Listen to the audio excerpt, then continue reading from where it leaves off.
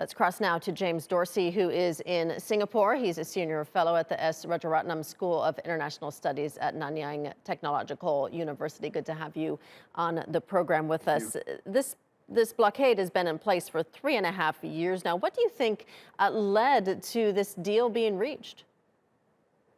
I think primarily two things. One is the realization, certainly by the Saudis, that they weren't going to get implementation or acceptance of the demands that they had made for the lifting of the boycott. And this is a way of making a gesture towards the incoming Biden administration in the United States amid expectation that the relationship between the new president will be a very different relationship than Saudi Arabia's relationship with President Trump. So this is not a complete lifting of the blockade, but it certainly is a big step forward. What does this mean for Qatar and the larger region as a whole? Well, first of all, I think for all practical matters, if you're opening up the borders to Saudi Arabia, the blockade becomes really meaningless, whether you formally lift it or not. We will have to see whether the other blockading states, with other words, the United Arab Emirates, Bahrain, and Egypt, will join. They probably will do so eventually.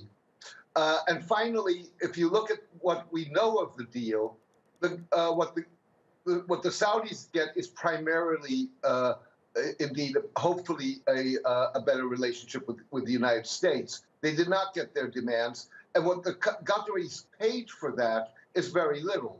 It's the lifting of or withdrawal of all their demands for compensation, possibly a somewhat less strident tone in Al Jazeera reporting on the region.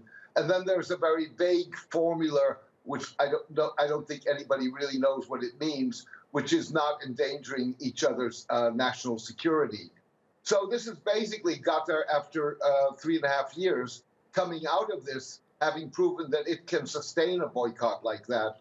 And that, of course, will shape future relations.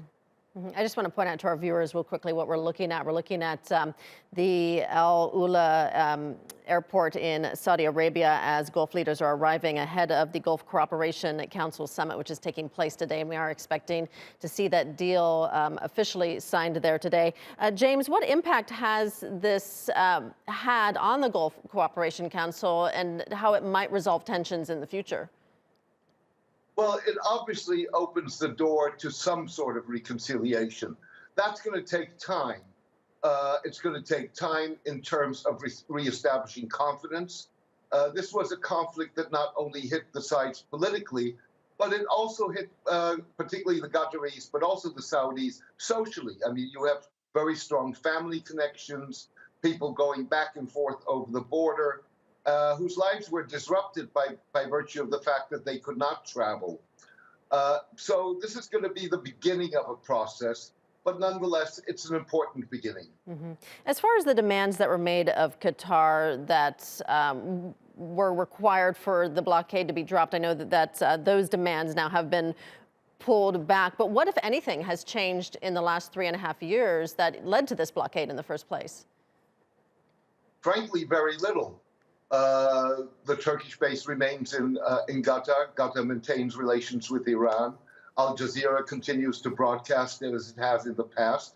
The Qataris have always maintained that they were part of the fight against political violence and terrorism, and that they had in place, and they have strengthened those measures that they had in place, anti-terrorism finance measures. So really, in terms of the demands of the blockading countries, nothing much has changed on the ground.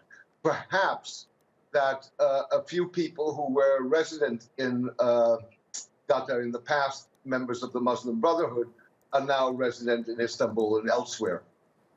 All right, we'll leave it there. James Dorsey in Singapore. James, thank you.